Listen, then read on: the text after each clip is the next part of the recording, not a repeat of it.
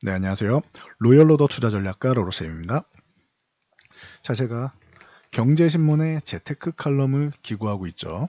자, 그 칼럼 내용을 영상으로도 풀어드리겠습니다. 라고 말씀드렸는데 그 약속을 지키기 위한 교육 영상입니다. 네, 드디어 왔습니다. 자, 오늘은 1회차고요. 한마디로 줄이면 유대인 따라잡기 정도로 보시면 될 것 같아요. 전 세계 억만장자의 30%가 유대인이라고 하니 얼마나 대단합니까? 그러면은 이 유대인들이 어떻게 투자를 시작하는지 이런 부분을 알면 우리가 좀 성공하는 데 도움이 되겠죠. 그래서 여러분들이 이 부분을 저와 같이 확인해 보도록 하겠습니다. 자, 시사경제신문 요 지면신문으로 매주 화요일마다 나옵니다. 화요일마다. 그리고 온라인 신문으로는 월요일에 확인하실 수 있으니 홈페이지 가시면 확인하실 수 있습니다. 이거 잘 안 보이니까 좀 확대를 해드릴게요. 자, 이렇게 해서 이렇게 하면 되겠죠. 자, 억만장자의 30% 유대인. 자, 저랑 같이 요거 하나 생각해 볼게요. 여러분들은 언제 처음 재테크를 접하고 시작을 하셨나요? 저는 저축 같은 경우는 어릴 때부터 조금씩은 했던 것 같고, 제대로 뭐 주식이나 부동산의 채권 같은 경우는 저는 처음이 17살이었던 것 같아요. 제가 이 당시 경북고등학교 1학년 재학 중이었는데, 고등학교 1학년한테 어머니께서 CD를 하나 주셨어요. 요거 좀 설치를 해달라고 하셔서 봤더니 이게 대신증권 사이보스라는 HTS였습니다. 홈 트레이딩 시스템의 약자예요. 예, MTS는 모바일 트레이딩 시스템의 약자죠. 에이, 뭔 누가 CD로 해라고 생각하실 수 있는데 이 당시에는 여러분들 20년도 더 전이에요. 이 당시에는 우리나라의 초고속 인터넷이 이제 막 시작될 때였어요. 그러니 이 CD 용량 정도를 다운받기가 굉장히 어려운 시기였죠. 그래서 CD를 갖고 와서 설치해드리고 이제 뭐 사용 방법을 알려드렸죠. 매수하는 방법, 매도하는 방법, 종목 뭐 검색하는 방법, 뭐 뉴스 뭐 이런 거 다 알려드렸어요 제가. 그래도 컴퓨터 쪽은 이제 어린 제가 좀 나으니까 알려드렸어요. 그러면서 같이 뉴스 보고 그 후에 뭐 닷컴 버블 일어나면서 이제 새로운 기술이 뭐 코스닥 황제라고 불리는 상황도 보고 9.11 테러도 보고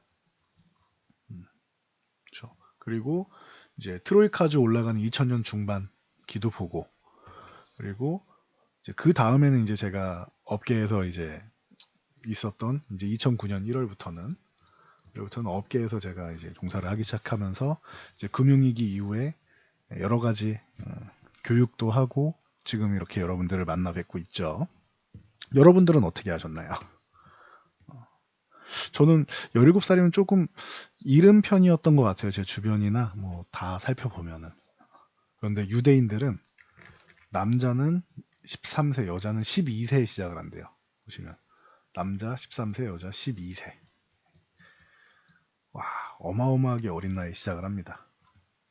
자, 이게 어떻게 시작하느냐? 이 친구들이 그냥 아무것도 없는데 시작을 할 수는 없잖아요. 그래서 유대인들은 이제 성인식인 이제 바니츠바라고 있습니다. 이 공부하시는 분들 혹은 책 좋아하시는 분들은 많이 들어보셨을 거예요.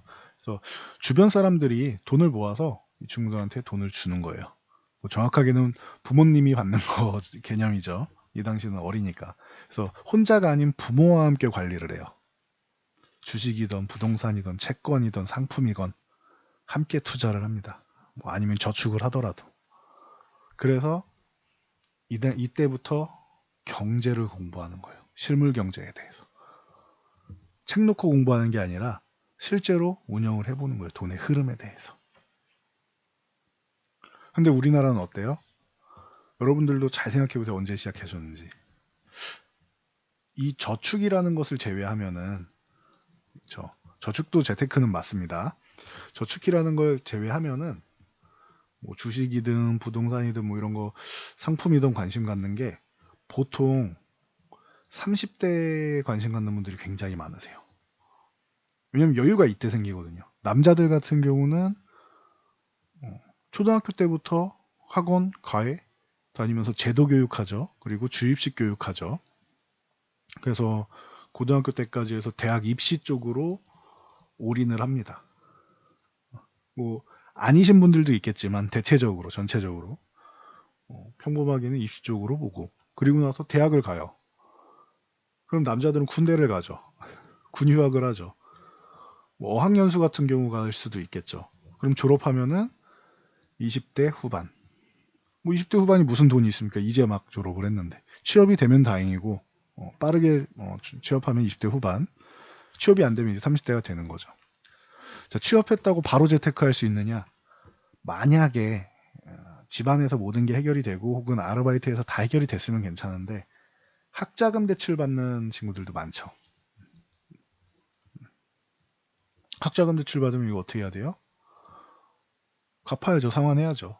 그럼 30대 초반까지 이렇게 정리하고 나서 30대 돼서 그때부터 이제 돈을 좀 모으고 재테크에 관심을 갖는 겁니다.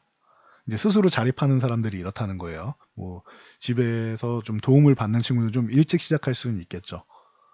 그래야 뭐 20대 후반에서 30대 너무 좀 늦지 않나 싶어요. 사회생활에 좀 시작을 하고 나서 뒤에 하는 거는 제 생각에는 좀 많이 늦은 것 같아요.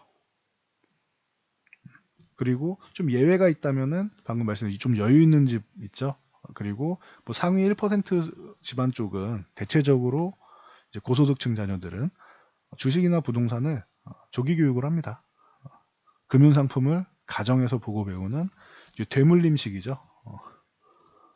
되물림으로 해서 자산을 계속 증식하는 거죠. 현실적인 거죠. 현재는. 자, 그러면 우리가 이제 무엇을 어떻게 해야 되느냐? 여러분들은 여기서 답을 찾으시면 되는 거예요. 나는 어릴 때부터 못 배웠는데 무슨 답을 찾냐? 이게 아니에요. 지금 할 수 있는 걸 하는 게 중요해요. 유대인들이 이 어린 나이부터 해서 무엇을 가르쳤느냐? 주식 자체, 뭐 이런 상품 돈 자금으로 운용하는 방법을 가르친 거 맞죠? 맞는데 그거를 무엇 때문에 하느냐? 이거는 경제 흐름을 익히게 하는 거예요. 경제 흐름. 이걸 조금 더 뭐 경제라는 거창한 단어 안 쓰고 그냥 편하게 얘기하면은 돈의 흐름이에요. 돈이 어떻게 흘러 들어가는지 어느 쪽으로 흘러 들어가는지 이 부분을 알고 돈이 움직이는 쪽에 투자를 하라는 겁니다. 쉽죠, 이렇게 정리되니까 쉽죠. 경제 흐름하면 뭔가 어려워. 돈의 흐름하면 괜찮아요. 돈이 몰리는 곳에 가서 투자를 하라는 거예요. 쉽게 말해서. 자, 그럼 돈이 몰리는 곳이 어딘가가 이 부분에 대해서 생각을 해야겠죠. 돈이 어디로 가겠어요?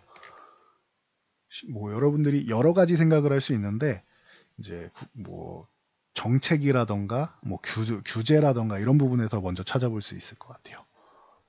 뭐 지금 같은 경우 글로벌하게 보는 거는 여러분들 좀 멀고 우리나라만 봐도 이제 주식, 뭐 부동산, 뭐 채권, 뭐 이런 부분 다 있는데 보통 주식하고 부동산 많이 비교하시니까 두 가지로 볼게요.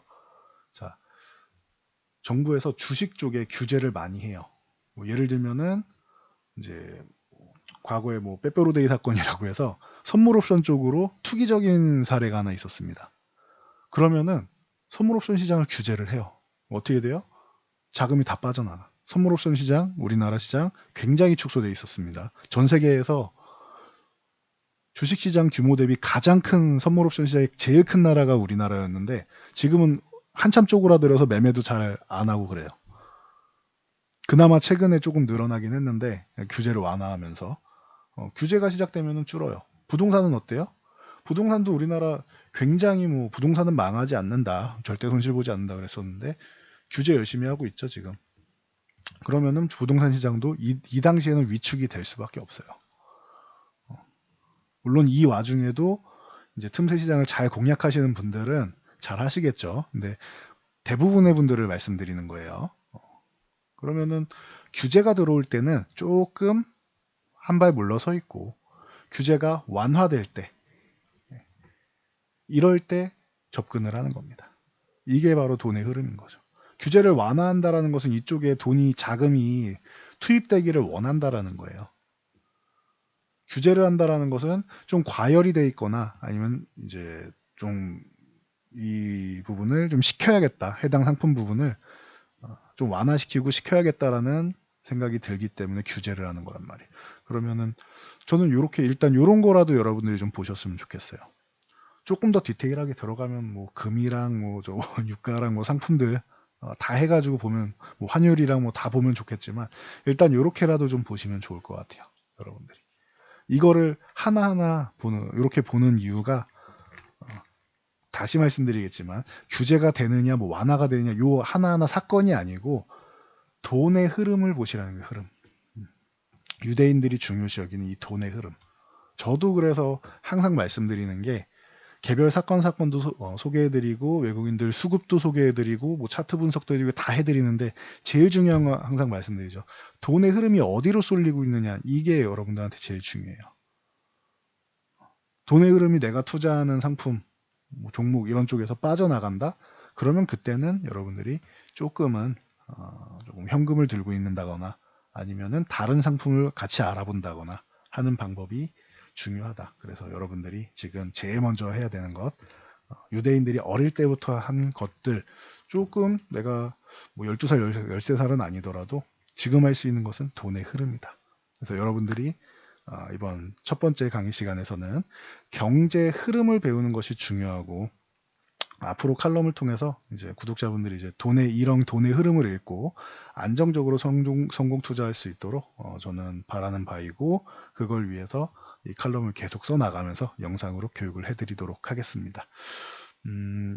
또 주식은 뭐 도박이다 뭐 이런 얘기 뭐 다들 많이 들어보셨을 텐데 이런 부분에 자극적인 소재들이나 아니면은 어떻게 수익률 같은 경우를 목표 수익률을 정하고 그리고 어떤 상품을 해야 되는지 이런 부분에 대해서 그 다음에 이제 칼럼들이 기다리고 있으니까 다음 칼럼들도 기대해 주시기 바랍니다. 이 영상이 도움이 되셨다면 좋아요와 구독 눌러 주시고요. 그리고 잘 참고해서 모두 안정적인 성공 투자하시기 바랍니다.